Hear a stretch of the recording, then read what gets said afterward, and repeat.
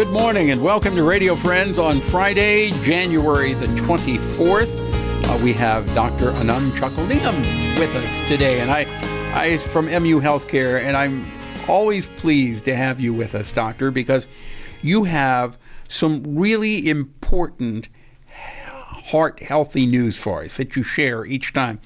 Last time you were on, you were talking about the importance of having quiet time and just sitting quietly by ourselves, not talking for about 5 minutes, just sitting quietly and clearing your mind, breathing deep. And you said that will help lower our blood pressure and help our heart. Yes, thanks again for having me on your show, Paul. You're welcome. I enjoy coming and sharing some simple things like staying quiet and silent for 5 minutes. And that is hard for some people to do. Most people. Yeah, because we feel that we have to constantly be talking, communicating, on the phone, checking information. But all of that works against our well-being, doesn't it? The challenge is finding the quiet inside, because in the real world, we are interacting with so many stimuli that affect us, and we have to respond to so many questions, challenges, chores. Yeah. But finding the peace inside can be done simultaneously. Yeah, that's what the silence and put helps. the phone down. Put the phone down for a little bit, because that'd be wonderful. You get that phone, and I check news headlines on the phone a lot. And my goodness, that you're checking those news headlines, it can make your head explode and your blood pressure go way up. So that is one thing I wanted to talk about today. Today in the morning clinic, I saw two patients who are in their 20s with blood pressure in the 160s. So it's a surprise because they've been dealing with it already for 4-5 years. And look at their life 10 years, 20 years down the road. The heart has to pump with 2 times the workload that it's supposed to pump. So you're going to add more stiffness to the heart. You're seeing people in their 20s and 30s with very high blood pressure. This is an unfortunate reality of the current era, and the reason I think this is happening is probably because life pace has increased. So many more things people are doing from an earlier time point in their life, and the social media and the smart devices are keeping people on their edge. Number of hours we sleep has come down compared to prior times, and the food, we eat more and more unhealthy things. So these are the basic things that all of us have to watch out for. And please have everybody check blood pressure by the time they're 20, if not even sooner than that. Okay, so when you're 20, what should your blood pressure be? What's a good blood pressure? For everybody, it's 120 by 80. Okay. For a 20-year-old, it should be actually even lesser. It should be 110 by 75 ideally. But as you grow older, there's some leeway there with your blood pressure, when you're right? in your 60s, 70s, maybe it can go a little bit higher, and we accept that. But in the 20s and 30s, we want it definitely below 120 and 80. Now, what's happening to your heart when you have high blood pressure? It is running. It's as if we are carrying a load and running. Okay, it's like you've turned the motor on high. You've turned the motor on revving high. Up the engine. And for how long can the heart do it? So it's causing more and more stress on a heart much sooner in the individual's life. So that's the challenge.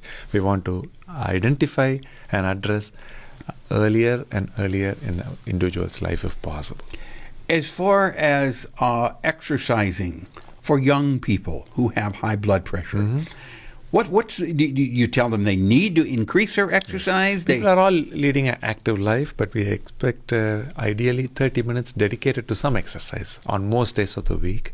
Eating right, eating home food preferably, because most restaurants, I would say, our food that we get packaged, all these things have more salt in them for taste and for preserving them. If we prepare from scratch at home, much lesser salt and much more nutrition value we can get out of healthy food at home. Why is salt bad for us? Salt is the biggest culprit for high blood pressure, especially. But we need to have a certain amount of salt, right? We get way more salt than that. Even the soup broth that contains so much extra salt. So people are recognizing more and more the importance of cutting down on the salt. And the other simple things to do is, one, eating right, and the second thing is avoiding salt added beverages, especially energy drinks like Gatorade, Powerade.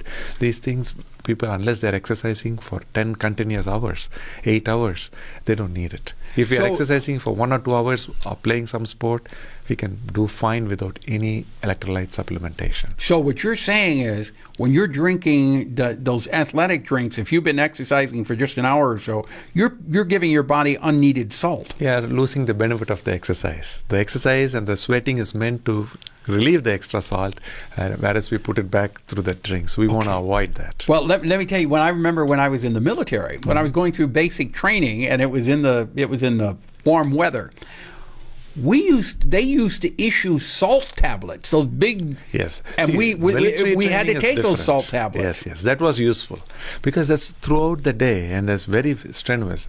The exercise that most people get in civilian life in day-to-day work is not sufficient to need Gatorade. So, but are you saying that when they were issuing us salt tablets in the military, that was okay? Even now we need it when you're exerting yourself all day long in the military. So that you needed to have those salt tablets. Yes, Gatorade is good, but only for the people who exert all through the day. Like being in the military, that would be fine for that much extra salt. Okay, the other but thing now we don't need to take salt tablets. No.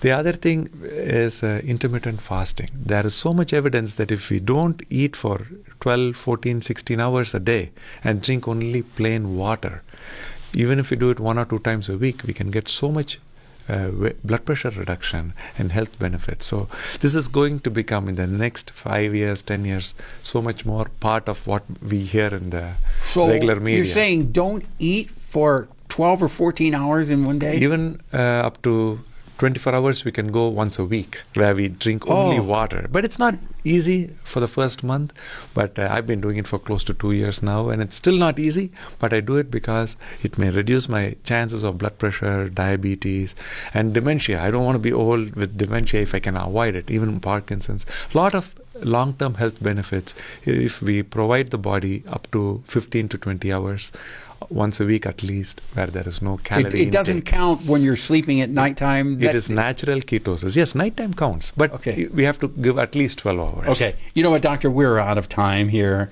But I know you wanted to talk about the food bank here real quick. They're having a special event at the food bank. Yes, it's a Pongal food drive. Yes, which is a celebration in India, but you give $1 to the Central Missouri Food Bank and they can buy... Exactly. They are able to leverage up to $20. All right. So in January, give to the food bank, Pongal Food Drive. Pongal Food Drive. Thank you, Doctor. Thank you. All right, pleasure having you here. We're out of time for today. We'll see you next time. Have yourself a good day. Bye-bye.